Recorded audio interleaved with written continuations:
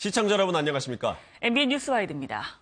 도널드 트럼프 미국 대통령과 시진핑 중국 국가주석이 세기의 정상회담을 가졌습니다.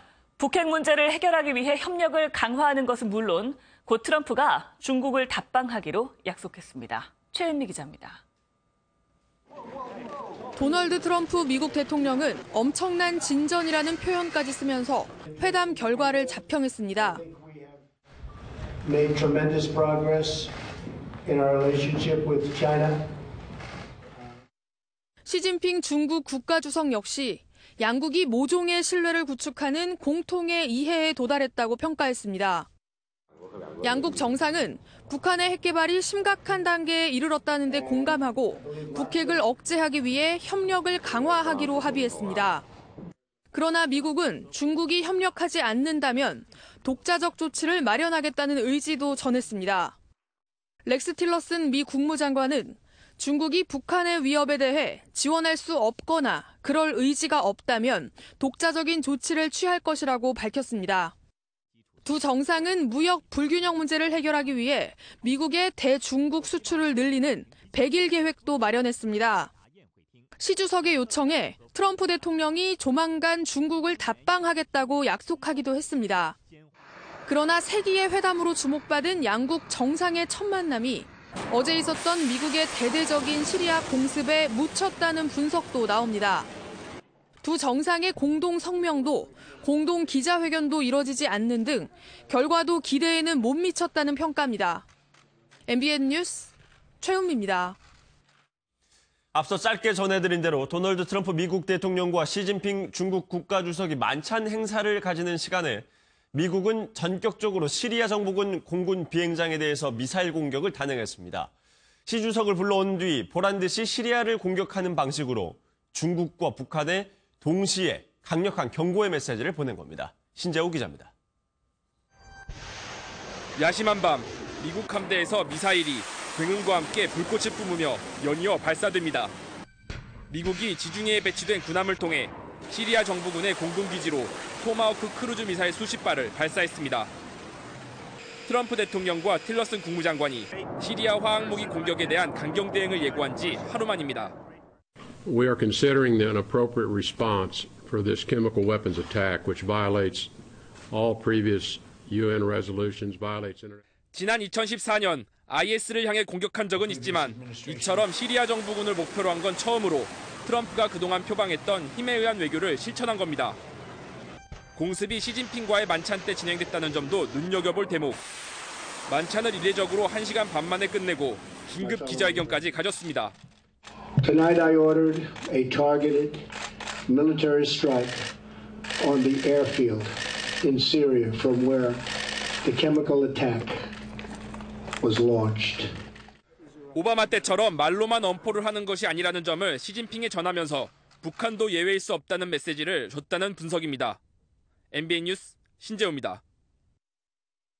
어젯밤 승용차와 오토바이가 정면으로 충돌해서 오토바이 운전자가 그 자리에서 숨졌습니다. 경기도 의왕에 있는 한 상가에선 불이 나는 등 화재도 잇따랐습니다. 밤사이 사건 사고 소식 박수진 기자가 정리했습니다. 차로 위에 파편들이 여기저기 흩어져 있습니다. 어제 오후 9시쯤 서울 방학동의 한 도로에서 오토바이와 승용차가 정면으로 충돌했습니다. 이 사고로 오토바이 운전자 55살 박모 씨가 그 자리에서 숨졌습니다. 경찰은 오토바이가 중앙선을 침범했을 가능성에 무게를 두고 정확한 사고 경위를 조사하고 있습니다. 조금 뒤인 밤 11시 40분쯤에는 서울 광진구 일산방향 광병북로에서 1톤 트럭이 1톤 탑차를 추돌하는 사고가 났습니다.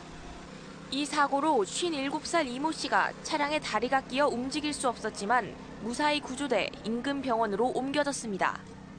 경찰은 탑차 운전자가 급하게 차로를 바꾸다 사고가 났을 가능성이 큰 것으로 보고 있습니다. 상가 건물 사이로 검은 연기가 흘러나옵니다. 어제 저녁 8시 10분쯤 경기 의왕시의 한 컴퓨터 서버 관리업체에서 불이 나 40분 만에 꺼졌습니다. 인명피해는 없었지만 상가 건물 일부와 컴퓨터 등이 불에 타 소방서 추산 1,200만 원의 피해가 났습니다. 경찰과 소방당국은 전기적 요인으로 불이 시작된 것으로 보고 정확한 화재 원인을 조사하고 있습니다. MBN 뉴스 박수진입니다. 스웨덴의 수도 스톡홀름에서 현지 시각으로 어제 오후 트럭이 백화점으로 돌진하는 테러가 발생했습니다. 이 사고로 지금까지 최소 4명이 숨진 것으로 전해지고 있습니다. 전남주 기자입니다. 검은 연기가 쉴 새 없이 뿜어져 나옵니다. 건물 사이로 흰색 트럭 한 대가 처박혀 있는 모습이 보입니다. 현지 시간으로 어제 오후 스웨덴의 수도 스톡홀름에서 트럭이 사람들을 향해 돌진하는 테러가 발생했습니다. I saw 8 people get dragged over at the Drottninggatan, and he drive all the Drottninggatan from the upper way down. 이번 테러로 지금까지 최소 4명이 사망하고 15명이 다친 것으로 알려졌습니다. 특히 평소 유동인구가 많은 스톡홀름 시내 최대 번화가여서 피해가 컸습니다. 이런 가운데 스웨덴 경찰은 테러의 유력한 용의자를 체포했습니다. Förmedlat hela tiden. Jag får kontinuerligt information. Regeringen gör allt för att stödja de myndigheter som är igång nu och arbetar. Och nu uppmanar vi allmänhet. 테러에 이용된 차량은 스웨덴 맥주 제조업체가 소유한 트럭으로 이 업체의 트럭은 오전에 도난당한 것으로 전해졌습니다. 경찰은 사건 직후 도심의 지하철 운행을 전면 중단하고 시내를 봉쇄했습니다. MBN 뉴스 전남주입니다. 세월호 육상 이송을 위한 2차 테스트에 실패한 인양팀은 세월호의 무게가 16,000톤에 달할 것이라고 추정했습니다. 이에 따라 모듈 트랜스포터 120대를 추가로 동원해 오늘 3차 테스트를 시도합니다. 이현재 기자입니다. 목포 신항부두에는 하루 종일 모듈 트랜스포터를 실은 육상 트레일러들이 속속 도착했습니다. 세월호의 무게가 당초 예상보다 3,000톤가량 무거운 16,000톤으로 추정되면서 120대의 모듈 트랜스포터를 추가로 투입하기로 했기 때문입니다. 안전한 육상 거치를 위해 22시경 받침대 양 옆으로 1열당 60축씩 2열 총 120축을 추가 도입하기로 결정하였습니다. 새로 추가될 모듈 트랜스포터는 무거워서 들리지 않았던 선수와 선미 객실 부분에 집중 배치할 예정입니다. 하지만 객실 쪽 리프팅 빔의 길이가 트랜스포터의 길이인 2.4m보다 짧아 트랜스포터를 제대로 받쳐주지 못합니다. 따라서 리프팅 빔의 길이를 50에서 60cm 늘릴 필요가 생겼는데 리프팅 빔 끝에 철판을 용접해 붙여 모듈 트랜스포터가 들어갈 공간을 만들고 있습니다. 해양수산부는 60톤 대신 40톤 규모 모듈 트랜스포터를 추가한 이유에 대해 무게중심에 따라 높낮이를 조절할 수 있어 미세한 조정이 가능하기 때문이라고 설명했습니다. 인양팀은 보안 작업이 마무리되면 오늘 곧바로 3차 테스트에 들어가 오는 10일 전에 세월호를 육상으로 올릴 계획입니다. MBN 뉴스 이현재입니다. 네, 이제 31일 정도 남은 대선 관련 상황을 한번 알아보겠습니다. 문재인 더불어민주당 후보와 안철수 국민의당 후보의 지지율 격차가 갈수록 좁혀지고 있습니다. 다자구도에서도 문 후보와 안 후보가 오차 범위 안에서 초접전을 벌이고 있습니다. 정규혜 기자입니다. 한국갤럽의 여론조사 결과입니다. 오자구도 대선 후보 지지도에서 문재인 더불어민주당 후보가 38%의 지지율로 1위 자리를 지켰지만 2위 안철수 국민의당 후보와의 격차가 3%포인트까지 줄어들었습니다. 특히 안철수 후보의 상승세가 놀랍습니다. 2주 전 10%에 불과하던 지지율이 지난주 19%로 오르더니 일주일 새 무려 16%포인트나 급등하며 문 후보를 바짝 추격하고 있습니다. 민주당과 국민의당이 동시에 경선을 치렀지만 경선 컨벤션 효과는 안철수 국민의당 후보만 누리고 있는 겁니다. 지난주보다 문재인 후보의 지지율이 7%포인트 오르긴 했지만 22%에 달하던 안희정 지사와 이재명 시장 지지층 상당수를 뺏기며 불안한 선두를 달리고 있습니다. 안 지사와 이 시장 지지층 상당수가 오히려 안철수 후보로 이동하는 모양새입니다. 자유한국당 홍준표 후보는 전주보다 3%포인트 오른 7%를, 바른정당 유승민 후보는 2%포인트 오른 4%로 4위에 올랐습니다. 정의당 심상정 후보도 2%포인트 오른 3%를 기록했습니다. 호감도 조사에서도 최근 흐름이 고스란히 반영됐습니다.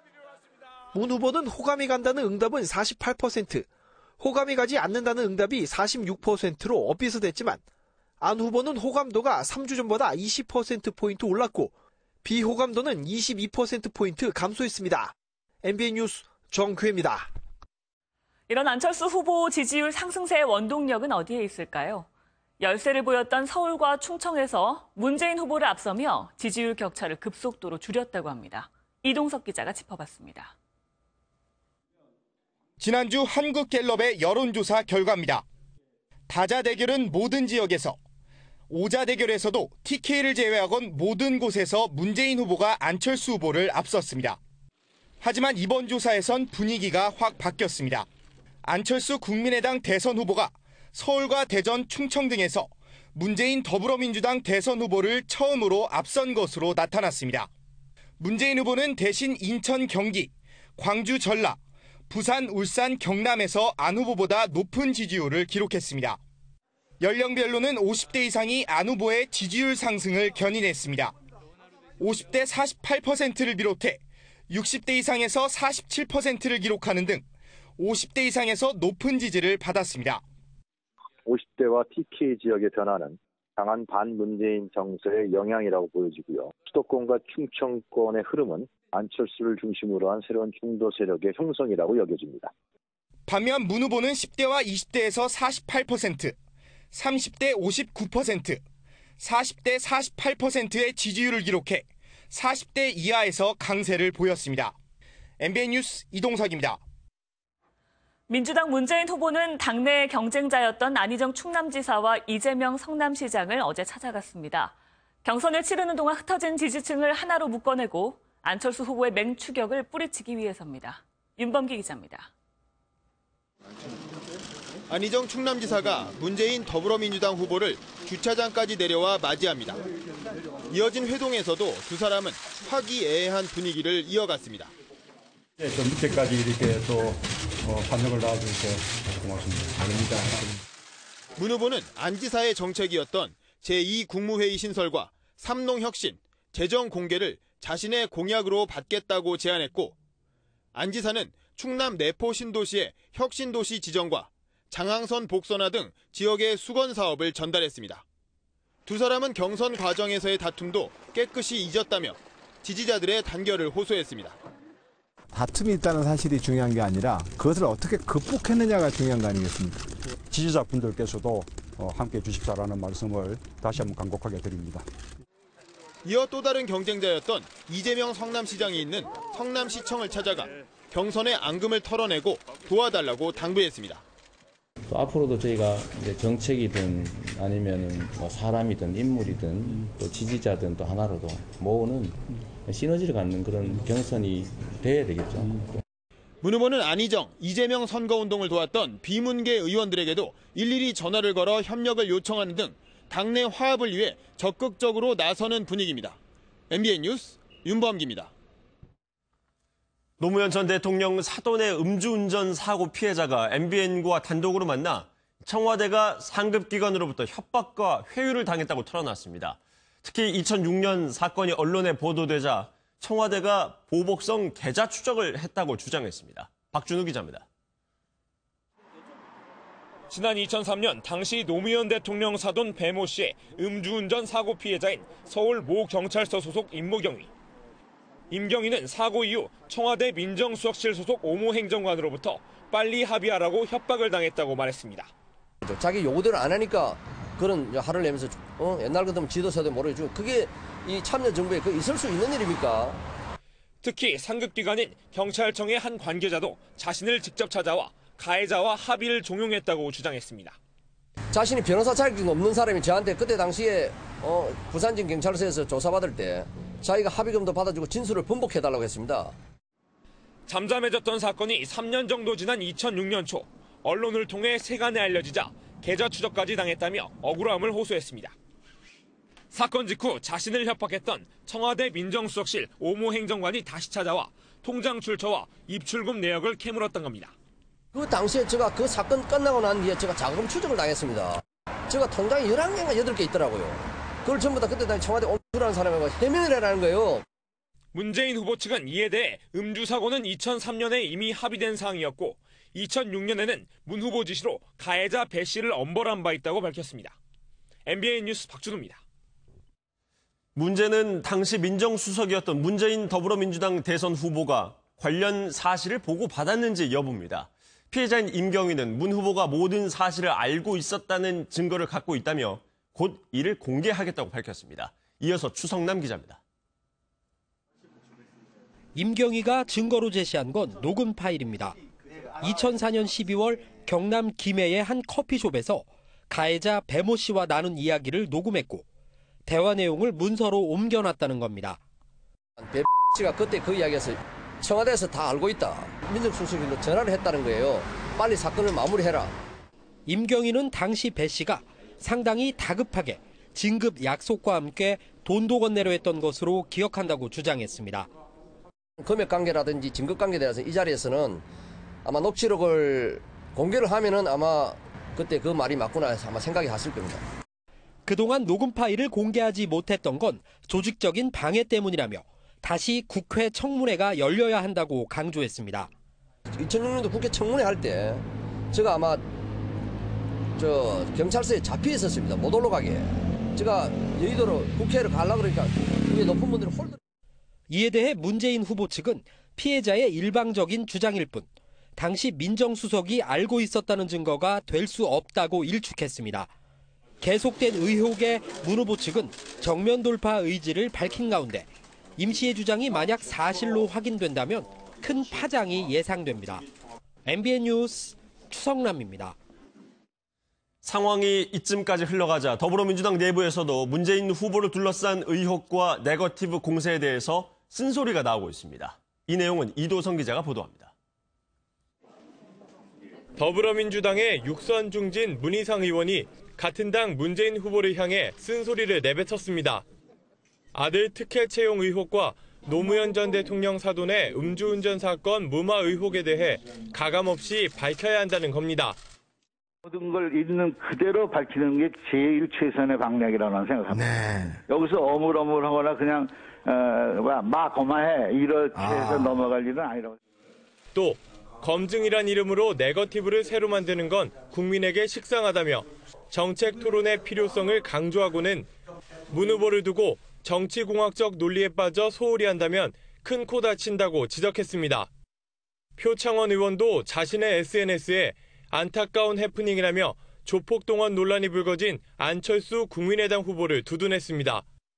개인적 견해라고 선을 그었지만 문 후보 측이 조폭과 손잡은 것이냐며 날을 세운 것과는 상반된 모습입니다. 논란을 의식한 듯 표 의원은 해당 게시글을 삭제했지만 문 후보의 최근 행보에 대한 당내 기류가 반영된 게 아니냐는 분석도 나오고 있습니다. MBN 뉴스 이도성입니다. 홍준표 자유한국당 대선 후보가 바른정당과 합치는 방법을 생각해보겠다고 말했습니다. 바른정당은 저절로 한국당으로 올 것이라는 그동안의 발언과는 뉘앙스가 조금 달라졌습니다. 최영규 기자입니다. 홍준표 후보는 이회창 전 국무총리를 만나고 나오면서 취재진에게 바른정당과의 통합을 고려해보겠다고 말했습니다. 총재님은 가능하면 합치는 게 좋지 않느냐. 내가 그 방안을 강구해보겠다고 했습니다. 그동안 유승민 바른정당 대선 후보를 비판하면서 연대의 부정적인 반응을 보인 것과는 확연히 달라진 태도입니다. 또 가만히 생각해보면 어린애도 아니고 응석 뿌리고 그래 하는 것은 옳지 않다. 그래서 이제는 본당으로 다 돌아올 때다. 이를 두고 최근 보수 진영 두 후보 모두 지지율이 오르지 않는 상황에서 돌파구를 찾기 위한 움직임이 아니냐는 해석도 나옵니다. 이런 가운데 홍준표 후보는 어제 열린 당 경기 인천 선대위 발대식에서도 별다른 발언 없이 당기만 흔들다 내려왔습니다. 지난 4일 홍준표 정권을 탄생시켜달라는 발언이 현직 도지사 신분으로 부적절하다는 선관위 지적이 나온 이후 벌써 5개 지역 선대위 발대식에서 말도 하지 못하고 당기만 흔드는 겁니다. 제가 오늘 할 말이 참 많은데 말을 다 할 수 없는 것은 아직 도지사 신분입니다. 예비 후보로 등록하지 않은 홍 후보는 사전 선거 운동을 할 수 없으며 공직자 사퇴 시한인 내일 경남도지사직을 내려놓은 다음인 10일부터 선거 운동을 할 수 있습니다. MBN 뉴스 최영규입니다. 바른정당의 유승민 후보는 경남 창원에 이어서 부산과 포항까지 도는 강행군을 펼치고 있습니다. 후보 선출 후 영남권 공략에 각별한 공을 들이고 있는 건데요. 효과는 얼마나 있었을까요? 길기범 기자입니다. 경남 창원에 이어 부산 포항 지역을 돌며 본격적인 영남권 민심 잡기에 나선 바른정당 유승민 후보. 부산에선 문재인 더불어민주당 후보와 안철수 국민의당 후보와의 끝장 토론을 제안하며 자신감을 드러냈습니다. 안철수 후보나 문재인 후보나 누구든지 1대1 끝장 무제한 토론을 하면 당연히 어떤 후보가 지금 대한민국이 처한 이 위기 극복하고 문제 해결하는 그런 능력이 있는 대통령이냐. 그게 저는 국민들 눈에 판가름이 날 거라고 생각합니다. 보수의 심장인 대구 경북을 찾아선 보수 진영 경쟁자인 홍준표 자유한국당 후보를 비판하고 나섰습니다. 입만 열면 막말하고 대통령이 돼도 법원에 재판받으러 가야 되고 유죄 확정 판결 나면 그날로 대통령 그만둬야 되는 그런 사람이 우리 보수의 대표가 돼서 되겠습니까? 대선 후보가 된 후 2번이나 대구 경북을 찾아서인지 어제 발표된 갤럽 여론조사에서는 대구 경북에서 홍 후보와 대등한 수준까지 지지율을 회복했습니다. 다만 각종 여론조사에서 전국 평균 지지율이 여전히 5% 정도로 갈 길이 아직 멀다는 평가입니다. 하지만 유 후보는 탄핵 여파가 사라지면 지지율은 자연스레 오를 것이라고 기대하며 다음 주부터는 수도권 등 다른 지역에서도 민심 잡기에 나설 계획입니다. MBN 뉴스 길기범입니다. 다음은 검찰 수사 소식입니다. 검찰이 주말인 오늘도 잠시 후 구치소를 방문해 박 전 대통령의 조사를 이어갑니다. 검찰은 앞으로도 이틀마다 조사를 한다는 계획인데요. 오는 9일까지였던 구속기간은 열흘 더 연장됐습니다. 김도형 기자입니다. 검찰이 다음 주 박 전 대통령을 재판에 넘기기 전까지 이틀에 한 번꼴로 조사를 진행하기로 했습니다. 그제에 이어 주말인 오늘도 한웅재 부장검사가 3번째 구치소를 방문해 핵심 혐의인 뇌물죄를 규명하는 데 총력을 기울일 방침입니다. 검찰 관계자는 1차 조사 때는 개괄적으로 질문했고 계속 세부적으로 조사하고 있다며 진행 상황을 밝혔습니다. 당초 오는 9일까지였던 구속기간은 19일까지로 열흘 연장됐습니다. 검찰은 지난달 31일 구속된 박 전 대통령의 구속기간을 연장해달라고 법원에 신청했고 법원은 이를 받아들였습니다. 형사소송법에 따르면 판사는 검사가 수사를 계속해야 할 타당한 이유가 있다고 인정할 때 한 차례 구속기간을 10일 연장할 수 있습니다. 1차 구속기간이 만료되는 날이 휴일인 만큼 검찰은 평일인 어제 법원에 구속기간 연장을 신청했습니다.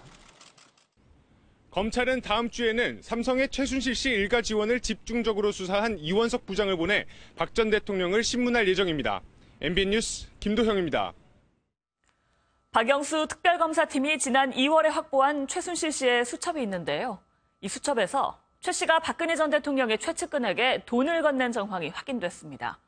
정호성, 이재만, 안봉근, 이른바 문고리 3인방에게 해마다 수천만 원씩 건넨 내용입니다. 이혁근 기자의 단독 보도입니다.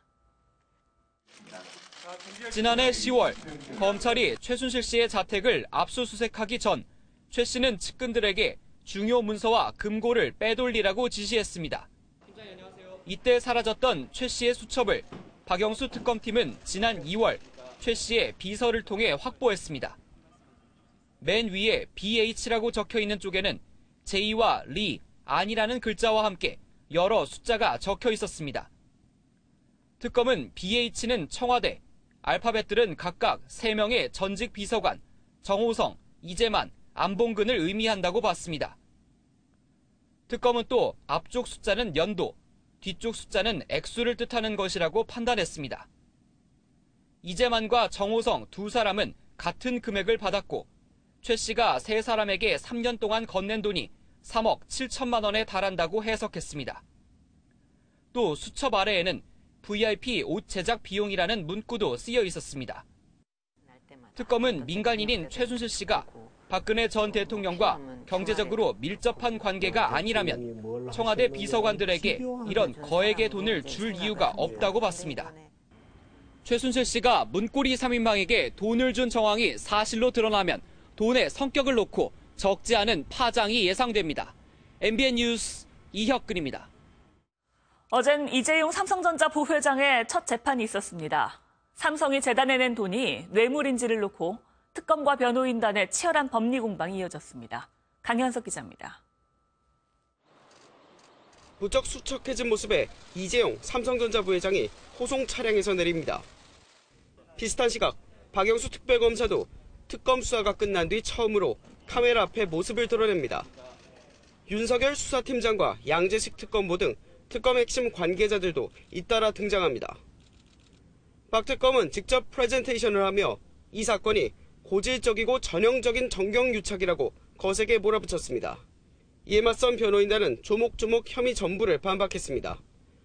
특검 공소장이 추측과 논리적 비약으로 가득하다며 대통령의 생각을 왜곡하고 이재용의 생각을 추측한 결과라고 맞섰습니다. 또 다른 기업은 피해자인데 삼성만 뇌물을 준 거냐며 동일 행동에 대해 다른 법적 평가를 하고 있다고 주장했습니다. 수의 대신 흰 와이셔츠에 정장을 입은 이 부회장은 대체로 차분했지만 틈틈이 물을 마시고 립밤을 바르는 등 초조한 모습을 간혹 보였습니다. 양측은 향후 재판에서도 과연 최순실 측이 건넨 돈이 뇌물이 맞는지를 두고 거센 공방을 이어갈 전망입니다. MBN 뉴스 강현석입니다. 삼성전자가 반도체 슈퍼 호황에 힘입어 1분기 깜짝 실적을 발표했습니다. 역대 두 번째로 많은 10조 원에 육박하는 영업이익을 냈는데요. LG전자 역시 1분기 기준으로는 역대 최대 영업이익과 매출액을 기록했습니다. 이상은 기자입니다. 삼성전자가 올해 1분기 9조 9천억 원의 영업이익을 올렸습니다. 지난해 같은 분기보다 48%가 늘어 역대 두 번째로 높은 수준입니다. 1분기 매출은 50조 원, 매출에서 영업이익이 차지하는 비율은 지난해 1분기보다 무려 6.5%포인트 늘어난 19.8%입니다. 이런 깜짝 실적은 반도체 시장의 슈퍼 호황에 힘입었기 때문이라는 분석입니다. 반도체 부분 영업이익을 5조 원으로 예상을 했는데 실제 추정을 해보면 이번에 6조 원 이상 반도체 부분에서 영업이익이 발생한 것 같습니다. 제품 가격 상승 때문이고요. LG전자 역시 1분기 9,215억 원의 영업이익을 올린 것으로 집계됐습니다. 지난해 같은 기간에 비해 82.4%나 증가한 수치입니다. 1분기 매출액은 14조 6,605억 원으로 지난해 1분기에 비해 9.7% 늘었습니다. 1분기 기준으로는 역대 최대의 영업이익과 매출액으로 2009년 2분기 이후 가장 높은 분기 영업이익입니다. LG전자의 선제는 TV와 가전제품의 수익성 유지, 스마트폰 사업의 적자폭 감소 덕분으로 분석됩니다. MBN 뉴스 이상입니다. 지난해 내부 전산망을 해킹당해 기밀 내용이 유출됐던 군은 당시 각종 대책도 내놨었죠. 그중 하나가 문제가 된 컴퓨터 백신 프로그램을 올해 전반기까지 교체하겠다는 거였는데요. 취재 결과 지켜지지 않았습니다. 황재헌 기자의 단독 보도입니다. 지난해 9월 군 내부 전산망이 북한 추정 일당에 의해 사상 처음으로 해킹당했습니다. 전시 작전 계획 등 군 기밀 다수가 북한에 유출된 것으로 알려지자 국방부는 지난해 12월 부랴부랴 대책을 내놨습니다. 첫 번째 대책으로 해킹 시도로부터 컴퓨터를 보호하는 군 백신 프로그램을 올해 전반기까지 전면 교체하겠다고 강조했습니다. 식별된 취약점 보완 및 검증에 이어 새로운 백신 체계로 전면 교체를 추진하겠습니다. 하지만 취재 결과 국방부는 전반기 내 백신 프로그램을 교체하지 않는 것으로 드러났습니다. 새 백신을 구매하기 위한 공고는 내지 않은 채 오히려 1월 종료 예정이던 기존 H사의 백신 프로그램 사용 계약을 석 달 연장했습니다. 군 관계자는 기존 백신의 약점을 보완하기 위한 새 백신을 구하려다 보니 전면 교체가 늦어지고 있다고 밝혔습니다. 새 백신 프로그램은 해킹 사고가 난 지 1년이 되는 오는 9월쯤 도입될 것으로 예상되는 가운데 그전까지는 해커의 서버를 장악당했었던 기존 백신을 써야 해 불안감이 커지고 있습니다. 또 국방부가 해킹 사고 직후 설익은 대책을 급조했던 게 아니냐는 비판이 나오고 있습니다. 국방부는 7개월 동안 이어진 군 내부 전산망 해킹 사건에 대한 수사 결과를 이르면 이번 달 말 발표할 예정입니다. MBN 뉴스 황재헌입니다. 고등학교를 자퇴한 17살의 여학생이 이웃인 8살 여자아이를 납치하고 살해한 사건, 큰 충격을 줬죠. 당초 정신질환 때문에 저지른 범행이 아니냐란 얘기가 나왔었는데요. 수사 결과 의도적으로 유인해 살해한 치밀한 계획 범행인 것으로 드러났습니다. 윤길환 기자입니다. 전혀 모르던 8살 여자아이를 살해했다는 점에서 정신질환에 의한 범행이 의심됐던 17살 김양. 그냥 정신이 약간 장애가 있으려고 그러더라고. 하지만 경찰은 정신질환과 범행은 사실상 관련이 없다고 결론 내렸습니다. 처음부터 의도를 갖고 피해 아동에 접근한 정황이 확인된 겁니다. 우선 김양은 범행 전 휴대전화로 피해 아동의 학교 하교 시간 등을 미리 찾아본 것으로 드러났습니다. 평소 살인 등을 다룬 소설과 드라마 등에 심취했었고 컴퓨터에선 범행 전 살인과 엽기라는 단어를 검색한 기록도 확인됐습니다. 김양이 피해 아동을 집까지 데려온 이유가 휴대전화가 꺼져 있어 전원에 접속하기 위해서라고 진술했지만 조사 결과 당시 휴대전화는 켜져 있었습니다. 무엇보다 3시간도 안 돼 잔혹한 범죄를 저지르고 뒷수습까지 했다는 게 통상적인 정신질환자의 범행 양상이 아니라는 겁니다. 조현병은 폭력적인 행위를 해놓고는 그 뒷수습을 못하고 그냥 현장을 내팽개쳐놓고 도주한다거나. 다만 김양의 범행 동기가 정확히 무엇이었는지는 여전히 오리무중입니다. 그런 부분들을 종합적으로 해야 과연 이 의도와 이 계획적인 부분, 그 동기 부분 이런 부분들에 대해서 이제 좀 밝혀져야 될 부분. 경찰은 김양을 최대 징역 20년형이 가능한 미성년자 유인 살해 등 혐의로 검찰에 넘겼습니다. MBN 뉴스 윤기란입니다. 한 서울대 교수가 성적을 무기로 학생들에게 갑질을 해왔던 게 얼마 전 알려져 논란이 됐었는데요. 피해 학생들의 제보를 받은 교내 인권센터가 해당 교수에게 이를 다시 고자질한 사실이 새롭게 드러났습니다. 민경영 기자가 단독 보도합니다. 서울대 치의학대학원의 정모 교수는 지난 2013년부터 2년 동안 성적을 무기로 학생들에게 갑질을 해왔습니다. F학점을 준다고 협박하면서 책 편집이나 사파 제작 같은 개인적인 일들을 시험이라는 것도 수업과는 동떨어져서 정상적으로 풀기 힘든다. 참다 못한 일부 피해 학생들이 2015년 교내인권센터에 이를 알렸지만 문제가 해결되긴커녕 오히려 제보 사실만 교수들에게 새나갔습니다. 인권센터에서 먼저 교수에게 연락을 갔다는 얘기가 있었어요. 해당 교수랑 교무부원장도 9일로 화를 냈었고 외부에 알렸냐고 타박을 하는 바람에 학생들이 결국 사과를 하고. 결국 사건은 흐지부지됐고 인권센터는 아직 조사 결과조차 내놓지 않고 있습니다. 그 부분에 대해서도 답변을 드리기가 좀 어렵네요. 이런 상황은 인권센터가 현직 교수들과 교직원들로 이루어져 있는 데다 대학 본부에 종속돼 있는 데서 비롯됩니다. 아무래도 되게 망설여질 수밖에 없죠. 이 얘기하면 과연 교수님들한테 안 들어가나. 학내 구성원들의 인권 보호라는 목표를 위해 인권센터를 외부 조직으로 개편해 독립성을 높여야 한다는 지적이 나옵니다. MBN 뉴스 민경영입니다. 동네 병원을 돌면서 트집을 잡아 돈을 뜯어낸 남성이 경찰에 붙잡혔습니다. 이 남성은 자신이 조폭이라며 예전에 저질렀던 사건의 기사까지 보여주며 병원을 협박했습니다. 연장현 기자입니다.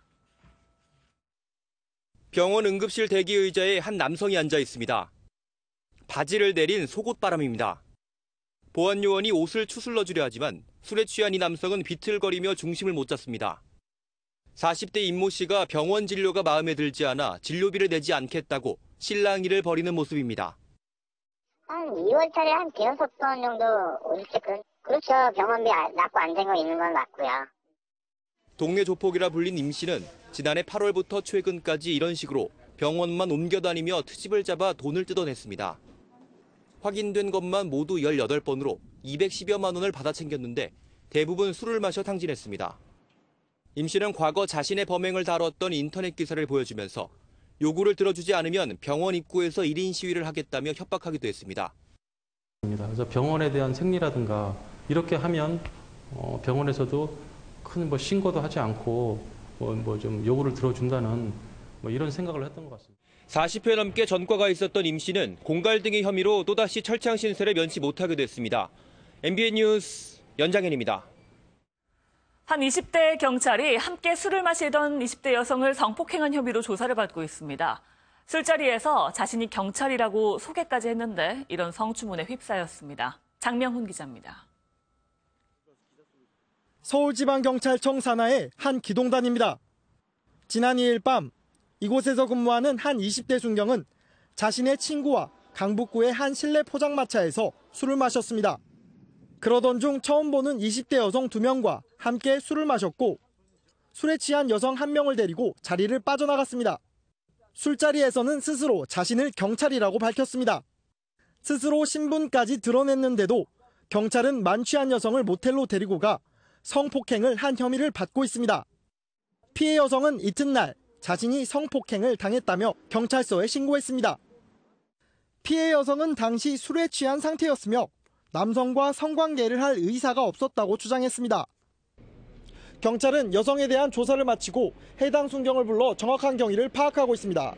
MBN 뉴스 장명훈입니다. 한 주간 있었던 정치권 소식 여러분들 모시고 깊게 얘기 나눠보겠습니다. 네, 이진곤 경희대 개건교수, 김성환 시사평론가, 김남국 변호사 함께합니다. 안녕하세요. 어서 오십시오. 한참 지금 박근혜 전 대통령에 대한 조사가 진행이 되고 있는데요. 네. 오늘 세 번째 이제 방문 조사가 이루어지고 있습니다. 조금 전 오전 9시부터 지금 자막에 나가는 것처럼 한웅재 부장검사가 구치소로 방문을 해서 조사를 진행 중인데 네. 검찰이 오는 19일까지 구속 기한을 연장을 했어요. 그렇다면 이 의미는 박근혜 전 대통령이 계속해서 혐의를 부인하고 있어서 조사에 좀 애를 먹어서 그렇다. 이렇게 볼 수 있겠습니까? 네, 그렇게 봐야 될 것 같습니다. 지금 검찰에서는 이틀, 격일에 한 번씩 이렇게 조사를 하고 있는 것으로 보이는데요. 첫 번째 1차 조사 때는 박근혜 전 대통령 혐의와 관련돼서 개괄적인 조사를 조금 했던 것으로 보입니다. 그다음에 이제 2차 조사 같은 경우에는 개괄적인 어떤 박근혜 전 대통령의 답변 내용을 기초로 해서 조금 더 구체적으로 디테일한 부분까지 질문에 들어가고 있는 것으로 보이는데요. 예. 박근혜 전 대통령이 사실은 21일 날 최초 검찰 조사를 받았던 때와 다르지 않게 계속 모든 혐의를 부인하고 있는 상황입니다. 다만 이제 박근혜 전 대통령이 이런 어떤 모든 혐의를 부인하는 것이 과연 이제 변론으로서 효율성이 있느냐를 따져보면 사실은 그 가치가 조금 없다라는 생각이 듭니다. 안종범 수석의 어떤 수첩 내용을 보게 되면 박근혜 전 대통령이 지시한 부분과 관련해서 VIP라고 메모를 조금 해놓은 부분도 있고 그다음에 단순하게 수첩이 있는 것이 아니라 수첩에 더해서 안종범 수석의 진술이라든지 아니면 김종 전 차관의 진술이 있기 때문에 예. 박근혜 전 대통령이 이렇게 그냥 막무가내로 부인하는 어떤 전략 자체가 효과적으로 보이지는 않습니다. 또 더군다나 뭐 문건 유출이나 이런 것과 관련해서 정호성 전 비서관 같은 경우에는 헌법재판소에서 박근혜 전 대통령의 지시에 의해서 최순실 씨에게 의견을 전달하고 문건을 유출했다라고 이야기를 하고 있기 때문에 이 부분까지도 부인하는 것 자체가 조금 타당하지 않다라고 하고 있습니다. 예. 박근혜 전 대통령은 이 부분과 관련해서 해명을 어떻게 하고 있느냐를 보면 내가 그렇게 구체적으로 지시한 적이 없다. 박근혜 전 대통령은 나는 그렇게 하지 않았는데 이 지금 밑에 지시를 받는 사람들이 너무 확대해서 해석을 한 것이다라고 지금 이야기를 하고 있는 겁니다. 만약 박근혜 전 대통령의 이 말이 사실이라고 한다면 잘못된 어떤 지시나 전달 사항에 대해서 질책을 한 내용이 있거나 또는 혹은 어떤 이 부분과 관련해서 이행이 됐다라고 한다면 그 이행을 다시 하라라고 하는 어떤 제지시나 이런 것들이 있어야 됐는데 사실은 박근혜 전 대통령이 지시하지 않았다라고 주장을 하고 있음에도 불구하고 안종범 수석의 수첩 내용이나 또는 안종범 수석의 어떤 관련자들의 공범의 진술 내용대로 어떤 사건들이 진행된 측면이 있기 때문에 예. 매우 불리하다고 볼 수가 있습니다. 네. 그래서 아마 향후에 검찰에서 계속 수사를 할 것인데 어떤 증거를 내밀어도 박근혜 전 대통령이 부인하고 있는 상황이라고 한다면 아마도 검찰에서는 박근혜 전 대통령이 지금까지 했던 진술들을 쭉 모아서 모순되는 진술을 좀 찾아낼 것으로 생각이 됩니다. 네. 다른 사람들의 어떤 공범들의 어떤 진술 자체를 부인하고 증거 자체를 받아들이지 않으니까 그렇다고 한다면 본인 진술은 내가 이 말은 맞다라고 주장을 하고 있기 때문에 아마 A라는 진술과 B라는 진술, 박근혜 전 대통령이 한 진술이 모순된다라고 한다면 아마 검찰에서는 그거를 집중적으로 파고들어서 추가적인 어떤 수사를 더 해나갈 것으로 생각이 됩니다. 네, 오늘도 한웅재 부장검사가 조사를 한다고 합니다. 다음 주부터 이원석 검사가 한다고 하는데 내용 면에서 좀 변화가 있겠습니까? 예, 내용 면에서 아마 수사를 조금 분리했던 것 같습니다. 뇌물죄 같은 경우가 가장 이제 큰 범죄 사실이고 관련자들도 많고 입증해야 될 어떤 증거나 이런 것들이 많기 때문에 예. 이원석 검사, 특수 1부장이 이 부분과 관련해서 뇌물죄 검사를 수사를 했던 것으로 보이고요. 한홍재 검사 같은 경우에는 그 외에 직권남용이라든지 그렇죠. 뭐 직무유기라든지 이런 부분을 지금 수사를 한 부분이기 때문에 예. 1차적으로는 그 뇌물죄 이외의 부분을 먼저 수사를 하고 이후에 이원석 검사가 다음 주부터 투입이 돼서 네. 뇌물죄와 관련된 수사를 추가적으로 이어나갈 것으로 보입니다. 예. 지금 이미 나와 있는 증거들, 조금 전에 김 변호사님께서도 말씀하신 것들 중에서 안종범 전 수석의 수첩, 이런 거는 매우 검찰로서도 중요한 증거로 지금 판단하고 있지 않습니까? 그런데 이거를 지금 전해지는 얘기로는 전부 다 부인하고 있어요. 그러면서 다른 사람이 지시를 적은 것이다. 뭐 이런 취지로도 얘기가 나오고 있는 것 같은데, 김성환 평론가님. 네. 계속해서 이렇게 모르쇠 일관으로 나가는 게 박 전 대통령으로서는 어떤 실익이 있다고 판단을 해서 이렇게 나오는 걸까요? 박 전 대통령은 만약에 본인이 안종범 수석에 적혀 있는 수첩 내용을 발언을 했다고 하면은 관련된 내용의 혐의를 다 인정하는 거나 다름이 없거든요. 그만큼 방대한 내용이 안종범 수석의 수첩에 다 담겨 있다는 겁니다. 그러니까 수첩 자체에 대해서 그 증거의 어떤 능력 자체를 인정하지 않을 수밖에 없는 이런 상황이 지금 내몰린 것이다 이렇게 볼 수 있는데요. 그런데 박 전 대통령의 어떤 태도나 그리고 또 참모를 지냈던 사람들의 태도 이런 것들에 대해서 좀 얘기할 수밖에 없는데 박 전 대통령 우리 국민들이 기대하기에는 우리가 이제 선출한 대통령이고 대통령 직위에 있던 분이기 때문에 좀 더 당당하게 본인이 뭐 통치행위로서 아니면 어떤 지시를 했을 때 그거에 대한 어떤 정당성을 갖는 지시였다는 점을 좀 당당하게 얘기를 하고 주장할 수 있었어야 하는데 박 전 대통령의 태도를 보면은 그 내가 지시한 내용을 아닌 것을 적은 것이다. 예. 이런 식의 얘기를 하고 있습니다. 그러니까 자기 책임을 회피하기 위해서 사실은 상식적으로 말이 안 되는 주장을 하고 있는 거랑 마찬가지거든요. 예. 그러면은 가장 청와대에서 수석 중에 가장 선임 수석인 정책조정수석을 지낸 사람이 수첩에다가 VIP라고 적고 그 VIP의 발언 내용을 이렇게 단순하게 이렇게 핵심적인 내용만 딱딱딱 옮겨 적은 것을 그럼 누가 얘기한 것이라고 생각하겠습니까? 대통령이 얘기한 것이라고밖에 생각할 수가 없거든요. 그것조차도 박 전 대통령은 지금 수첩 내용은 내가 말한 것 아닌 것을 적은 것이다. 이렇게 지금 부인하고 있는 상황입니다. 예. 차라리 얘기를 할 거면 나는 이렇게 말했는데 그게 곡해가 돼서 이렇게 적혀 있는 것이다. 이렇게 주장하는 게 훨씬 상식적이지 않습니까? 그런 태도에 관해서도 이해할 수 없고요. 김기춘 전 비서실장의 경우에도 마찬가지입니다. 블랙리스트와 관련해서 대통령의 지시를 나는 그대로 이행했을 뿐이라는 식으로 지금 그 주장을 하고 있는 상황입니다.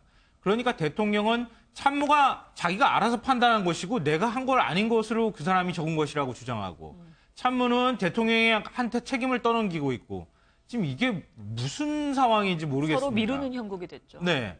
이렇게 해서 정권을 어떻게 운영했는지 도저히 이해가 안 되는데요. 좀 박 전 대통령도 그렇고 한 정권에 있어서 가장 핵심 실세로 활동했던 참모들이었다면 자기의 책임을 솔직하게 인정하지만 그것은 다른 의도다라고 주장할 수 있는 그런 떳떳함이나 당당함을 갖췄으면 좋겠다. 그것이 바로 국민들이 박 전 대통령을 선출하고 직접 투표하고 국민들의 자존심을 가지고 대통령을 선출한 그 국민들의 자존심마저 무너뜨리지 않는 것이다. 저는 그렇게 생각합니다. 네, 일종의 전략이라고 볼 수 있을까요? 첫 번째 조사에서도 최순실에게 이용을 당했다, 속았다, 뭐 이런 식의 변을 했다고 하던데요. 이 대통령, 박근혜 대통령, 전 대통령은 지금 보니까 나는 통치권자로서 모든 국정을 운영했다. 그 큰 틀에서. 예. 그 큰 틀에서 운영했으니까 자잘한 그런 것은 그 실무자들이 알아서 한 거 아니냐. 이제 이런 논리인 것 같고요. 예. 왜냐하면 앞으로도 이 논리는 변하지 않을 것 같습니다. 왜냐하면 만약에 안종범 수석을 깨알같이 쓰고 그 아마 심지어 뭐 초단위로 썼다고 할 정도로 그 깨알같이 쓴 거 그것을 하나하나씩 많이 따져서 시인하고 들어가기로 하면 끝이 없잖아요.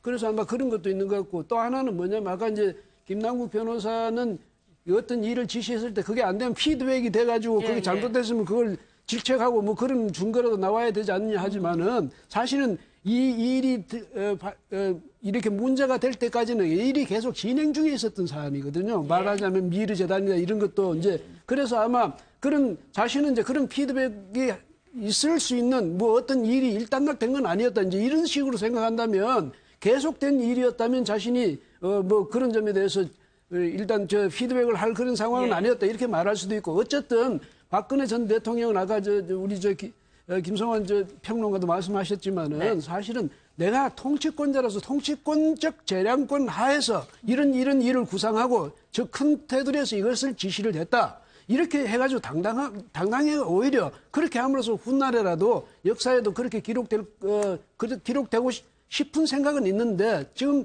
만약에 저런 식으로 사사건 하나하나를 딴 사람들이 미루거나 나는 아니었다고 만약에 그걸 자꾸 부인하거나 이렇게 하면 자신의 그런 어떤 의도 이것도 재판정에서 반영을 시키지 못할 뿐더러 그다음에 법적으로는 불이익을 초래할 수도 있으니까 거기에 대해서 이 법률 조력하는 분들 있잖아요. 네.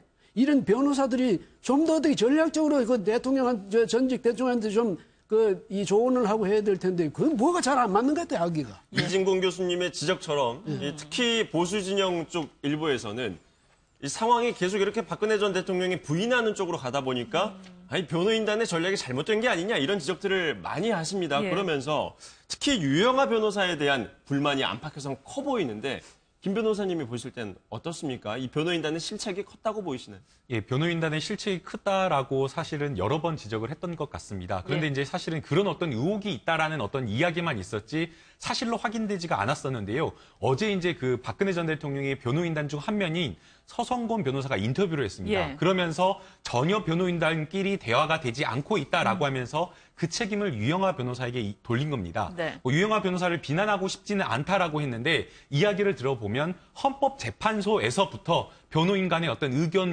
일치라든가 논의라든가 이런 것들이 전혀 안 되었다라고 이야기를 하고 있는 것 같습니다. 예컨대 김평우 변호사라든가 조원령 변호사가 투입이 됐는데 이 투입이 된 부분과 관련해서 기존에 있던 변호사들이 전혀 알지 못했고 그다음에 이 두 분들이 와서 새롭게 어떤 변론이나 이런 어떤 소위 말하는 망만 변론을 했다라고 평가가 되고 있는데 이 부분에 대해서 변호인단 내에서는 전혀 논의가 되지 않았다라는 겁니다.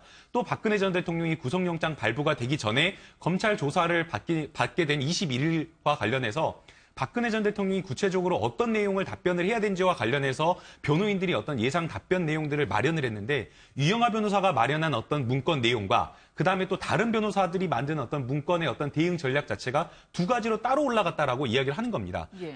그 중에서 이제 유영하 변호사가 이야기를 하는 어떤 작성한 어떤 문건 내용을 보면 전부 다 모른다 부인하는 어떤 전략으로 갔다라고 하면서 이 부분이 결국 박근혜 전 대통령이 구속하게 된 패착이 있었다라고 이야기를 하고 있는 겁니다. 네. 그 이후의 상황도 더 지금 심각하다라고 지금 서성곤 변호사가 이야기를 하고 있는데요. 네. 박근혜 전 대통령이 구속된 이후로는 유영하 변호사가 다른 어떤 변호인들의 연락을 아예 받지 않고 있다라고 이야기를 하고 있습니다. 그리고 또 지금 박근혜 전 대통령 서울구치소에 면회를 가는 사람들을 보게 되면 다른 변호사들이 전혀 접견을 하지 못하고 있고 접견을 할 수 있는 사람으로 박근혜 전 대통령이 등록한 사람이 바로 유영하 변호사와 윤 전 추행정과 딱 두 사람뿐이란 겁니다. 그렇다고 한다면 박근혜 전 대통령이 지금 형사변론과 관련해서 다른 변호사들은 그냥 선임계만 제출했을 뿐이고 실질적으로 구체적인 어떤 변론이나 도움을 주고 있지 못하고 있기 때문에 매우 이거는 심각한 문제라고 볼 수 있을 것 같습니다. 네.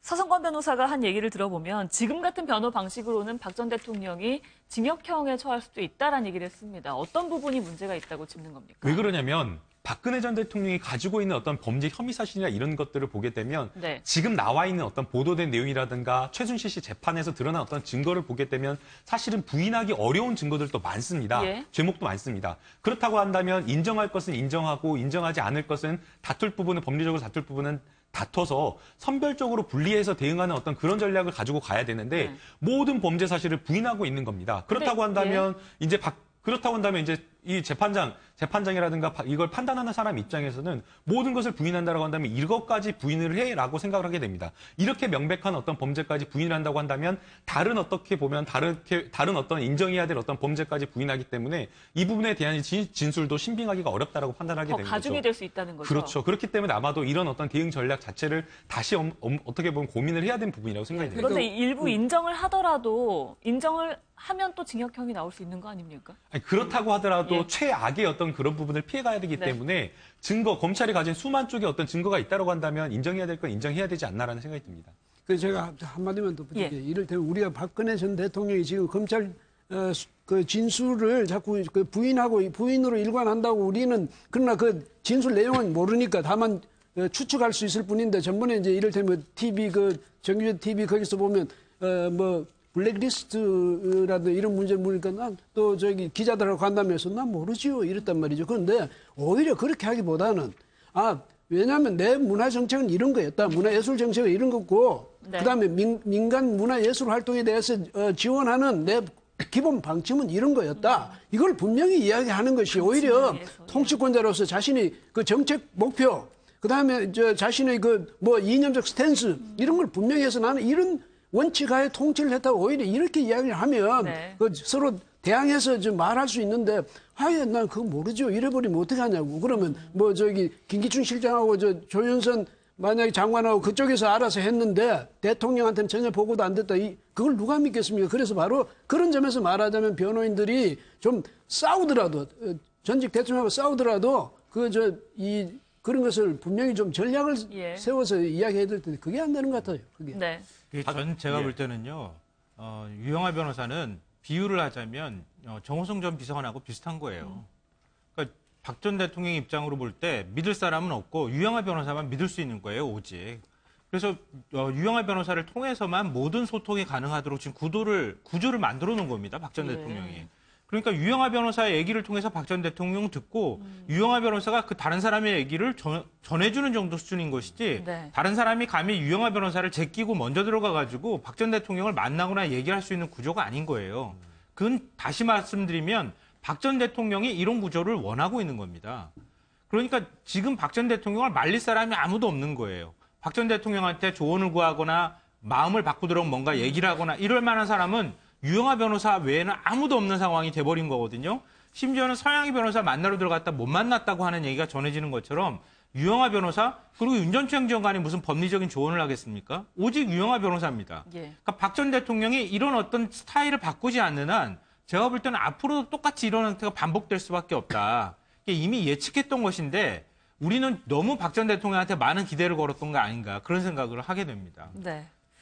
그러니까 결국에는 박근혜 전 대통령이 본인의 어떤 변론과 관련해서 변호사를 대응하는 그런 스타일을 보게 되면 국정 운영을 어떻게 했을지도 조금 상상이 갑니다.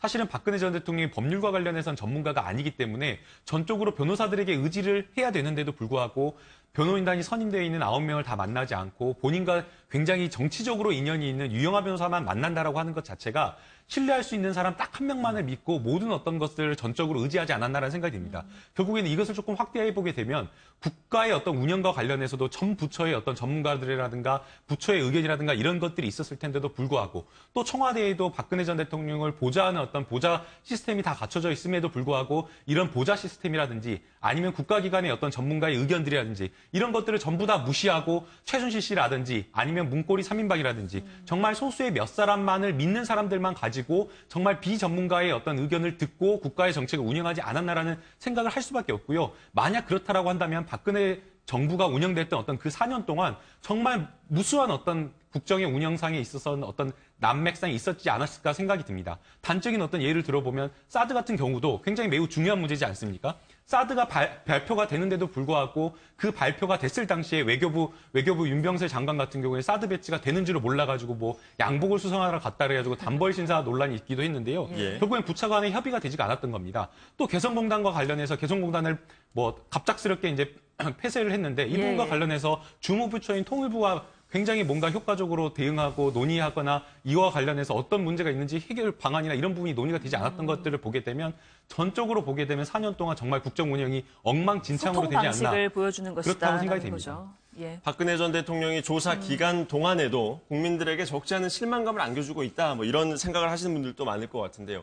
그러면 그럴수록 이번 선거에서 보수층들의 표심이 어디로 갈 것인가 이 고민이 더 깊어질 수밖에 없을 것 같아요. 그런데 그래서일까요? 이 안철수 후보가 매우 의미 있게 지금 지지율이 치솟고 있습니다.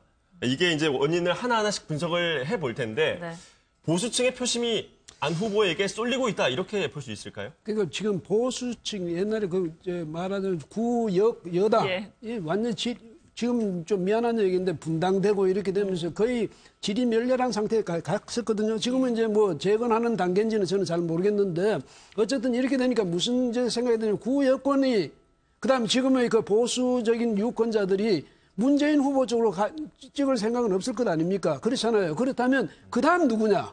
그다음 만약에 그래도 보수 정당이 지금 건재했더라면 보수 정당에서 나오는 후보를 적극적으로 지지했을 텐데 보수 정당이 저렇게 분열돼 버리고 하니까 거기다가 홍준표 지사 같은 경우는 굉장히 늦게 나왔거든요. 그러니까 그동안에 그래도 그나마 이 보수적인 가치를 조금이라도 지켜줄 수 있는 사람이 누구일까? 그 차선책을 찾겠죠. 네. 그래서 아마 저도 주변에서 이야기를 많이 제 친구들이나 저 같은 연배 같으면 보수 성향의 분들이 많이 얘기하는 저 같은 거죠. 연배 같으면 60대 후반, 70대 예, 초반 예. 이런데 이럴 때 그분들도 무슨 이야기 하냐면 네.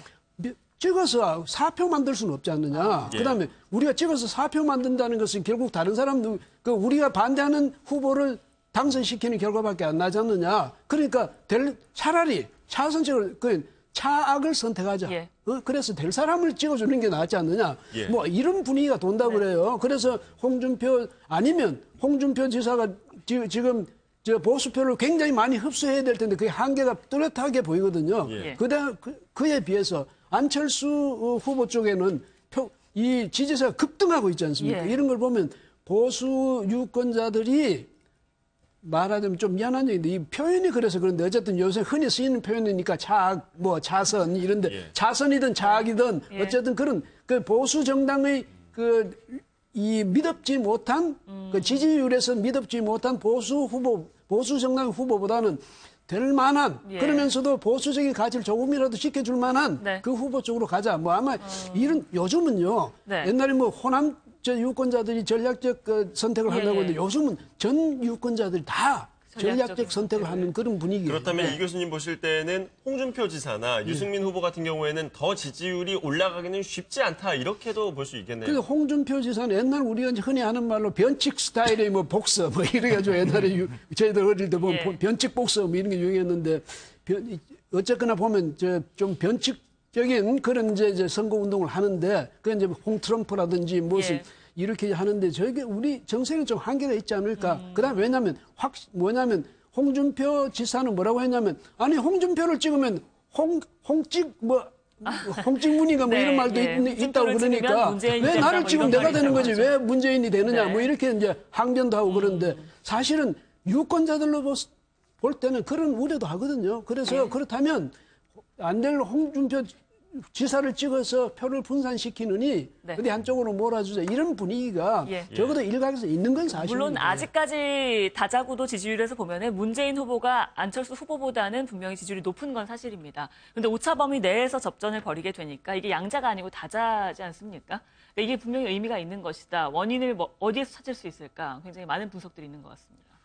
뭐 원인을 분석하자면 여러 가지가 있을 수 있을 것 예. 같은데요. 지금 이제 보수층하고 중도층이 표심이 안철수 후보 쪽으로 많이 옮겨갔다 말씀을 해주셨는데 네. 그게 맞습니다. 실제로 여론조사 결과를 분석해 보면 보수층 지지 성향을 갖고 있는 유권자들이 안철수 후보에 대한 지지가 대폭 늘어난 건 분명합니다. 중도도 마찬가지고요. 네. 그러니까 문재인 후보 쪽이 늘어나는 그 격차보다 안철수 후보 늘어난 격차가 훨씬 더 컸다.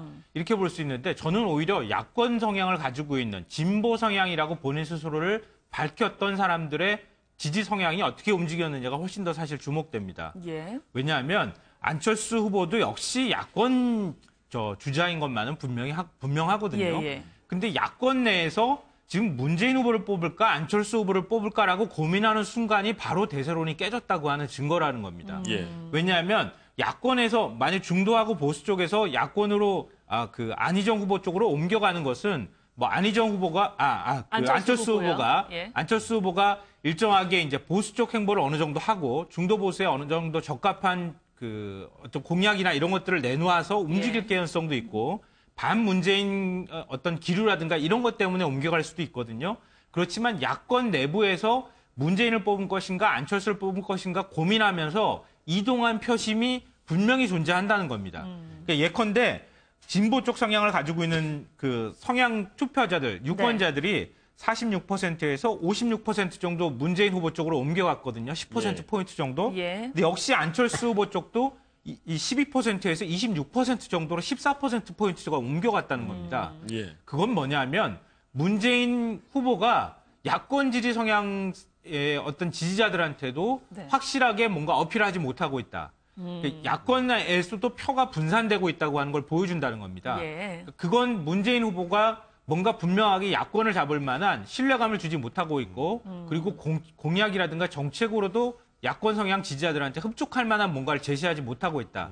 이게 오히려 문재인 후보를 뒤흔들 수 있는 굉장히 아주 중요한 포인트다. 저는 그렇게 생각합니다. 네. 결국에는 안철수 후보가 올라가는 어떤 지지 성향을 보면 앞서 말씀해 주신 대로 보수층의 지지가 유효했다라고 생각이 됩니다. 근데 이제 바로 그 부분에 있어서 안철수 후보와 국민들의 어떤 딜레마가 있다라고 생각이 됩니다. 5년 전으로 거슬러 가보면 안철수 후보를 지지했던 사람들의 대부분은 청장년층이었고 진보 세력이었습니다. 그런데 이제는 지금 보수층이 안철수 후보를 적극적으로 지지하고 있는 상황인데요. 그렇기 때문에 안철수 후보가 만약 집권을 하게 된다라고 한다면 어떤 정책을 펼 것인가, 어떤 가치관을 가지고 어떻게 국정 운영을 할 것인가와 관련해서 굉장히 딜레마에 빠질 수밖에 없다라고 생각인데요. 단적으로 가까운 예를 보더라도 안철수 후보 같은 경우에는 지난해 12월에 박근혜 전 대통령에 대해서 강하게 탄핵을 주장을 했었습니다. 그런데 갑자기 최근에 사면을 본인은 아니라고 사면을 이야기하는 건 아니고 원칙적인 어떤 이야기라고는 하지만 누가 보더라도 이거는 보수층을 향한 사면을 고려한 어떤 발언을 하기도 했습니다. 또 사드와 관련해서도 사드 배치에 반대를 한다라고 이야기를 하면서 사정이 변경됐다라고 이야기를 하면서 이제는 사드를 찬성한다. 변경할 수, 국가 간의 어떤 계약이기 때문에 변경할 수 없다라는 어떤 그런 발언을 했기 때문에 안철수 후보가 과거에는 진보 세력의 어떤 지지를 받았기 때문에 진보적인 어떤 스탠스와 가치관을 가졌다가 이제 갑자기 보수의 어떤 지지를 받지 않고서는 당선이 될 수 없는 그런 어떤 딜레마에 빠지니까 이제는 갑자기 스탠스를 바꿔서 보수의 어떤 타겟팅을 한 어떤 정책이라든가 그런 메시지를 던진다라고 한다면 국민으로서는 과연 안철수 후보가 어떤 확고한 어떤 국가관을 가지고 어떤 국정 운영을 할 것이냐라는 어떤 의문을 가질 수밖에 없고요. 그다음에 결국에는 지금 이번 대선 같은 경우에는 장미 대선이라고 하지만 사실은 장미 대선이 아니라 촛불 대선이라고 볼 수가 있을 겁니다. 결국에는 촛불 민심이 국가를 바꿔야 된다, 국가를 새롭게 해야 된다는 그런 어떤 민심을 가지고 이번 대선에 치러질 텐데 안철수 후보를 뽑았을 때에는 결국에는 기득권이라든가 새로운 세력이 아니라 기존에 있었던 어떤 그런 것들을 제대로 청산하지 못하는 어떤 그런 우려가 있는 것이 아닌가라는 어떤 그런 dilema와 고민을 할 수밖에 없을 것으로 좀 생각이 됩니다. 네. 그런데 이 안철수 후보가 안보에서는 보수라는 건 이미 진작에 자기가 공언했던 거고 그러니까 그게 이제 지금 와서 갑자기 변한 건 아니고요. 그다음에 말하면 이런 문제가 있어요. 근데 안철수 후보에게 보다 이제 좀 유리한 국면이 조성되는 이유가 뭐냐면 물론 지금도 아직은 전반적으로는 문 후보가 앞서고 있긴 하지만 그렇게 안철수 후보가 급격히 올라가는 것은 이제 소위 말해서 이 안희정 후보라든지 이재명 후보가 거기서 이제 패배하고 난 뒤에 거기서 야권에서 갈 데 없는 표가 이쪽으로 안철수 쪽으로 했다는 측면도 있지만은 또 하나는 이런 게 있어요. 그동안에는 문 후보 대세론에 따라서 지금 야권이든지 구여권이든지 또 혹은 보수 유권자든지 진보 유권자든지 문재인 후보를 이야기할 때는 편하게 이야기하는데 안철수나 다른 후보를 하기가 좀 꺼려지거든. 그래서 안 했던 후보들이 요즘 와서 분위기가 이렇게 돌아가니까 전부 이제 당당하게 이야기하기 시작한 거예요. 나는 안철수다. 이렇게 이야기한다는 게 이게 굉장히 중요한 일이에요. 그다음에 그런 걸 단적으로 내보여주는 얘가 문재인 후보 쪽에 무슨 1000명의 폴리패스가 모였다 이런데 요즘은요. 안캠프 쪽에 엄청스럽게 많은 사람이 문의 전화를 하고 들어가고 싶다고 이렇게 한다는 걸 바꾸고 말하면 그 정도로 분위기가 바뀌어지는 거거든요. 그러니까 나는 안철수로 지지한다는 목소리가 공공연히 당당하게 나온다는 거 이것은 그만큼 어떤 변화가 지금 시작되고 있다. 이런 점을 문재인 후보 측에서도 아마 유념해야 될 겁니다. 왜냐하면 무슨 조폭 그런 거 싸울 때가 아니죠. 문재인 캠프 측에서도 확실하게 요즘에는 좀 예민하게 안철수 후보 측의 행보에 대해서 반응을 보이고 있는 걸 볼 수가 있는데요.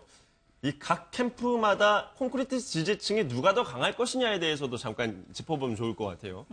여기 계신 분들은 어떻게 생각하실지 모르겠는데 문재인 캠프의 콘크리트 지지층이 더 강하다고 보십니까? 아니면 안철수 캠프의 뭔가 고정 지지층이 더 강하다고 보십니까? 김성훈 평론가님은 어떻게 보세요? 그러니까 지금까지 우리는 전부 다 문재인 후보 쪽의 지지율이 그동안에 한 30%를 계속 견고하게 유지했고 야권의 어떤 지지층의 충성도가 굉장히 높았기 때문에 당연히 문재인 후보의 어떤 지지층의 콘크리트다 이렇게 생각을 하고 안철수 후보의 지지층은 지금 한 2주 사이에 3.5배 정도 지지율이 올랐거든요. 매주마다 배씩 이렇게 지지율이 올랐는데 이걸 일종의 바람이라고도 표현할 수 있겠지만 확실한 자기 지지층을 갖고 있다고 보기는 좀 어렵다. 이런 평가를 좀 할 수 있을 것 같아요. 근데 오늘 갤럽 조사 나온 걸 가지고 우리가 얘기를 하고 있는 건데요. 갤럽 조사 나온 것들을 보면서 얘기를 해보면 오히려 지지층의 충성도는 안철수 후보가 조금 더 높은 것으로 나왔습니다. 이 굉장히 특이한 현상 중에 하나인데요. 과거에 우리가 가져왔던 어떤 지지율 분석이나 이런 것들하고는 좀 다른 차원의 어떤 내용들이 나왔다고 볼 수 있는 겁니다. 그러니까 안철수 후보의 어떤 지지층이 우리가 생각했던 10%에서 30%대까지 올라가는, 폭등하는 동안에 견고하게 뭔가의 안철수를 선택할 수밖에 없는 뭔가의 동인이나 요인이 작용하고 있다. 예. 그거를 좀 잘 분석해 볼 필요가 있다. 이런 생각이 듭니다.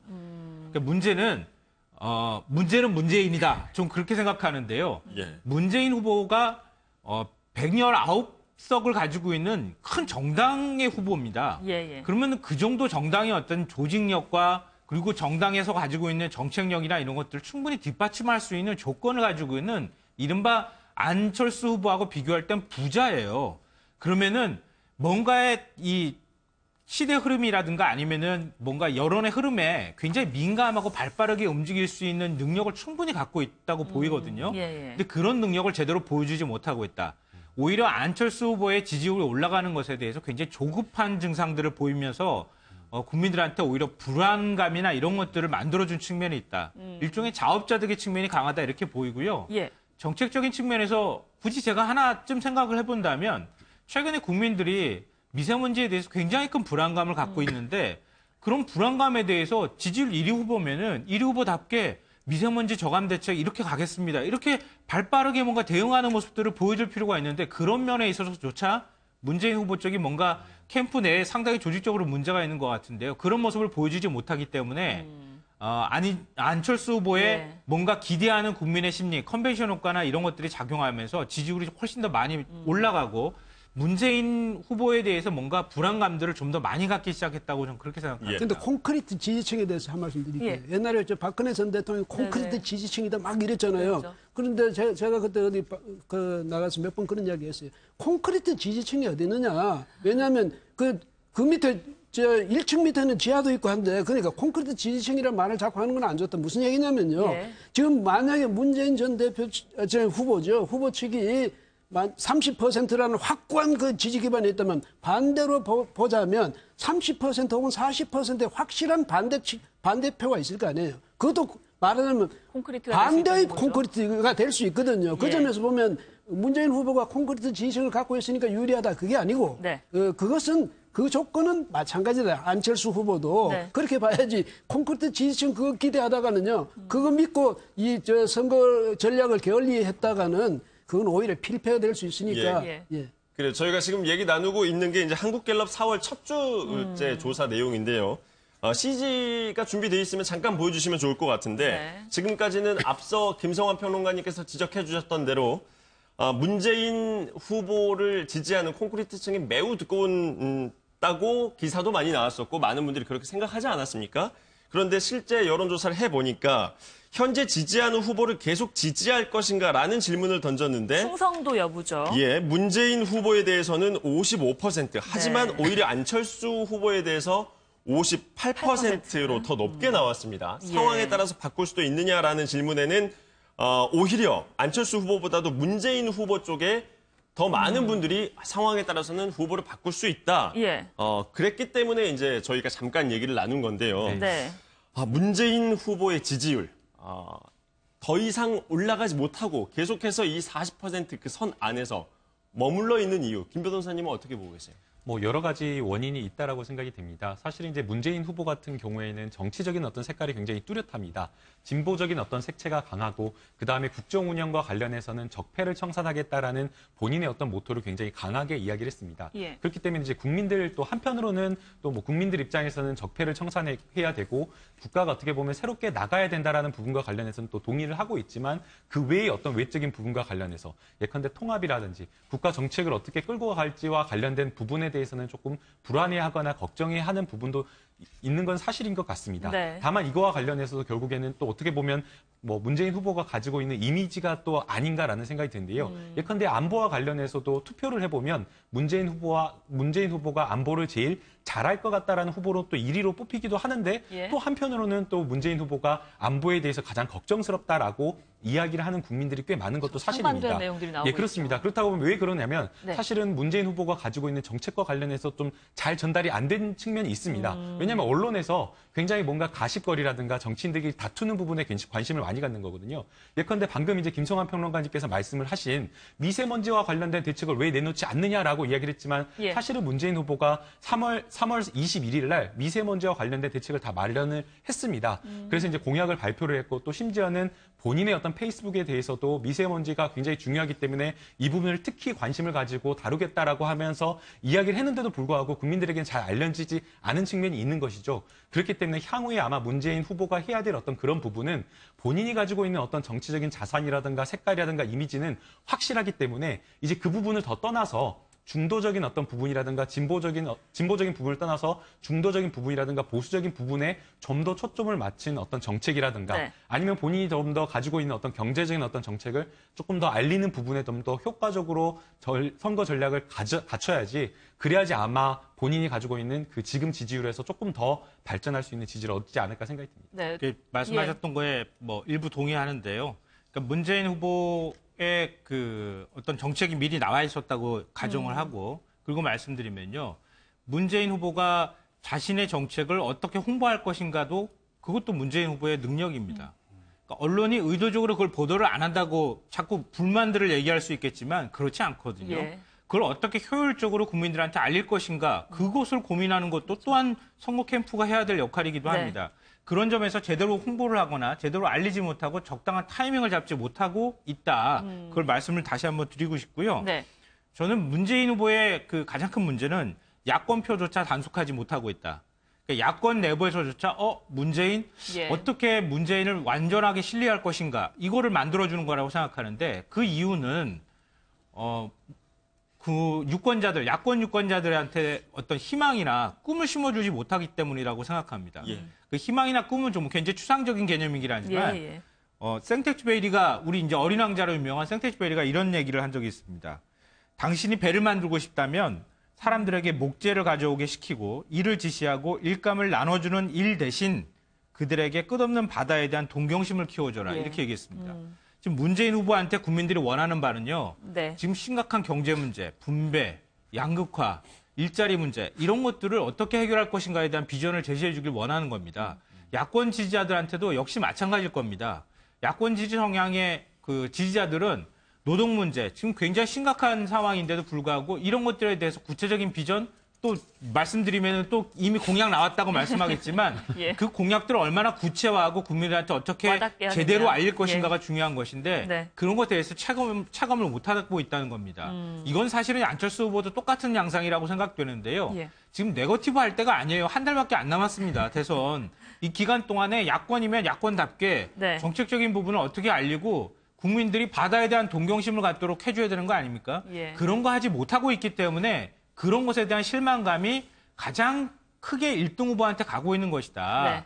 그리고 그 1등 후보가 그걸 하고 있지 못하기 때문에 안철수 후보한테 자꾸 고개를 돌리게 만들고 있는 것이다. 그렇게 저는 생각합니다. 네. 1등 후보에게 계속 이제 비판이 쏟아지고 있는 부분이 있는데 안철수 후보의 지지율이 오르면서 안 후보 측에도 보수층의 공격이 또 쏟아지고 있습니다. 그러니까 이제 보수 측은 저기 말하자면 문재인의 아류라든지 예. 뭐 이런 식으로 가는데 근데 지금 아까 참 안철수 다운 뭐 그게 없이 이렇게 이야기했지만 사실은요 문재인 후보 따라가면 문재인의 아류가 되는 수밖에 없어요. 그러니까 안철수 후보로서는 자신의 영역을 어떻게 확대하는가. 새로운 길을. 네. 그러니까 문재인 후보하고 좀 더 다른 방향으로 나갈 수밖에 없는데 지금 사실은요. 그 안철수 후보가 그렇다고 완전히 보수로 갈 수는 없잖아요. 예. 근데 뿌리는 진보의 두 대.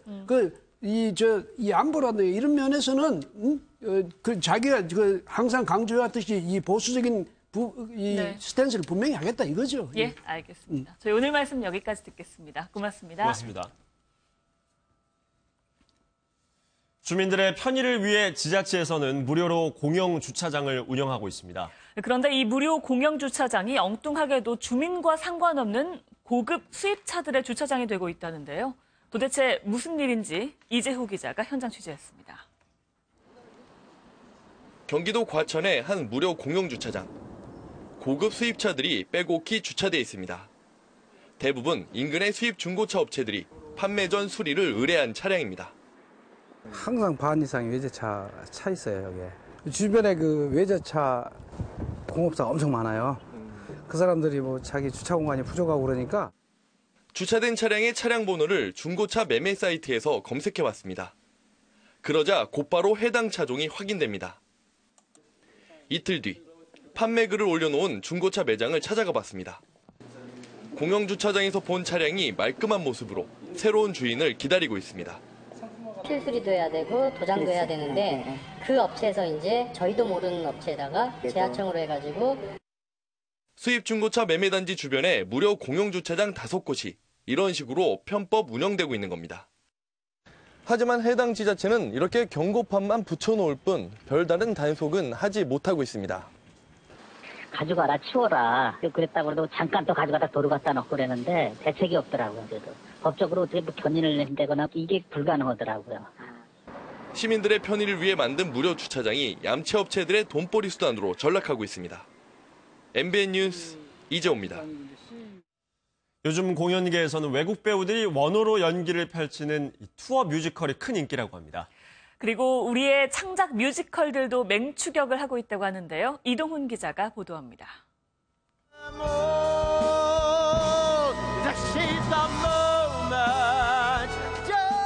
조승우 주연으로 특히 우리나라에서 인기가 높았던 뮤지컬 지킬 앤 하이드.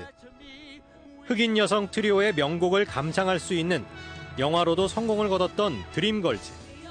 최근 한국에 상륙한 원어로 공연이 이루어지는 투어 뮤지컬들로 색다른 매력을 선사합니다.